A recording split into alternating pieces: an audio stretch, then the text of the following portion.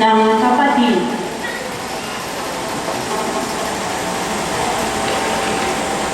Sa paturuan ng buhay.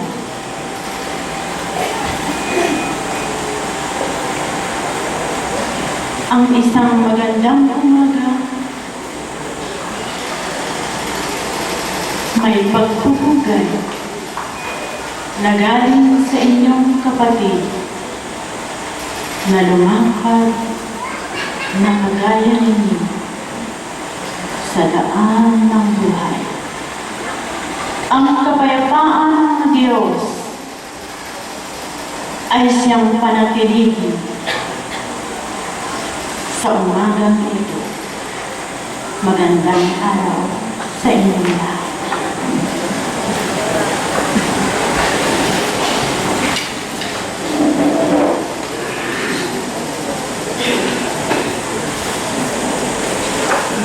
Sa pagtitipon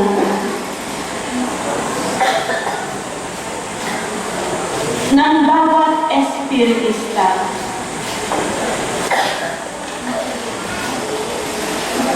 na lumakad na galing sa iba't ibang lunduyan.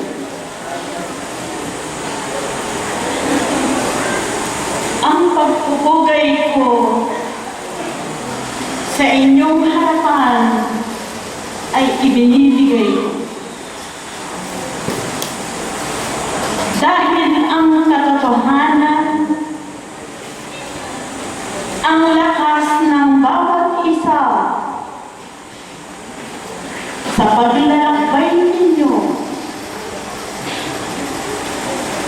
ang lumakad sa utos ng Diyos, maghanap at hanapin ang tunay na katotohanan ng kahulugan ng isang patunay, isang batas na dapat tahakin ng bawat isa at panatilihin sa bawat pag-upo, sa bawat pakikinig. Panatilihin ninyo na ang Diyos ang nag-uutos sa inyo para kayo lahat ay manatiling kasama niya na may kalakasan. Nung panahon na naging namahala din ako, nagaya naman ninyo, sumunod sa paturuan ng buhay at paunlarin ko sa bawat lakbang, sa bawat hadikain ng aking buhay. Inisip ko, isa akong ehemplo ng paturuan ng buhay upang tingnan ng nakararaming sumusunod sa Diyos.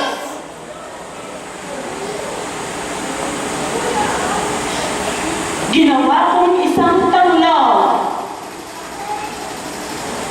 ang aking mga gawa upang mailahad ang isang katotohanan ng paturuan ng buhay sa bawat isa na nanalig sa Espiritismo. Lahat kayo sa panahong ito, kayo ay buhay na mayroong laman upang lalong magsikap at ipakilala ng bawat isa sa inyo na kayo ay tunay na tagasunod ng may kapal.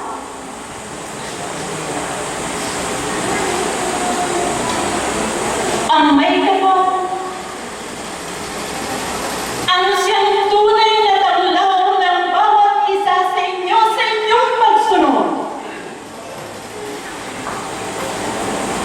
Ibigin mo ang iyong kapwa ng gaya ng iyong sarili.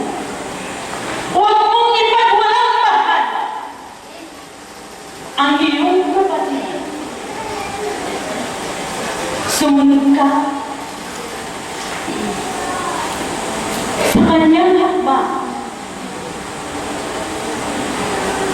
At ang nakakita sa iyo ay susunod din na kasama mo. Ang bawat nananalig sa iisang Diyos na tunay ay walang pag-iimpot na magturo sa lahat upang ipakilala ang katotohanan ng buhay, dahil ito ang katotohanan ibinigay sa inyo ng Diyos na nagbibigay lakas sa bawat naglalakad sa paturuan ng buhay ng Espiritista, ng Espiritu Santo, na kailanman ay hindi nakipagbiro sa bawat isa sa inyo. At nakikilala ninyo ito sa kaliit-liitang gawa ng bawat isa, kung paanong nababanahag ng inyong sarili ang katotohanan at ang hindi katotohanan. Kapatid, sa lahat ng naglalakad,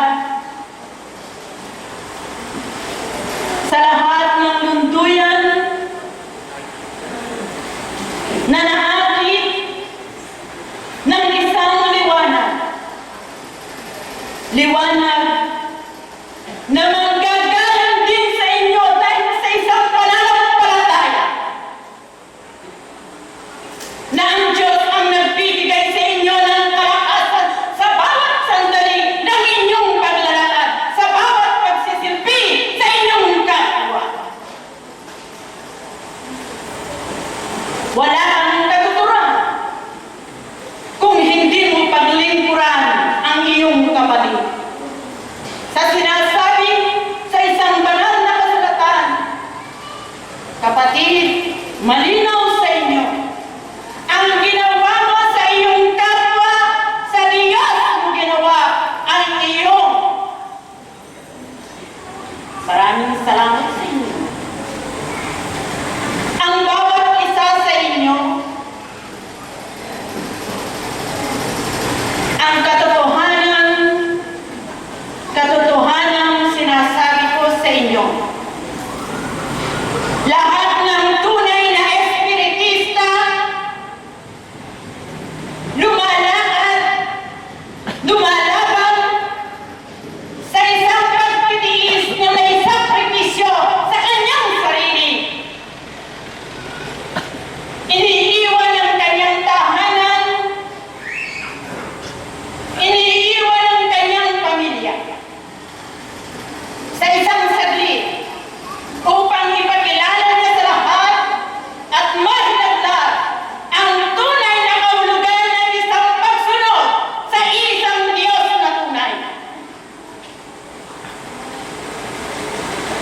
Tunay nawa na kayo ay sumasamba at sumusunod sa Kanya.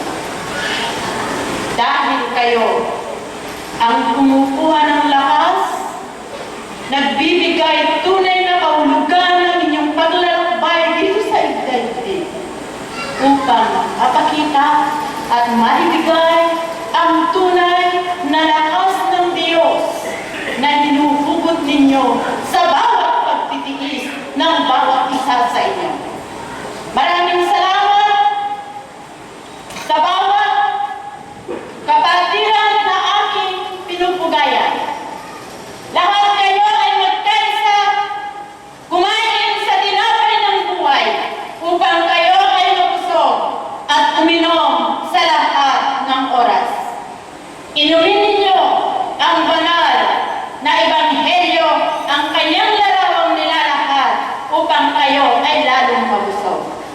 Nagpapasalamat ako at nagkaroon ako ng 100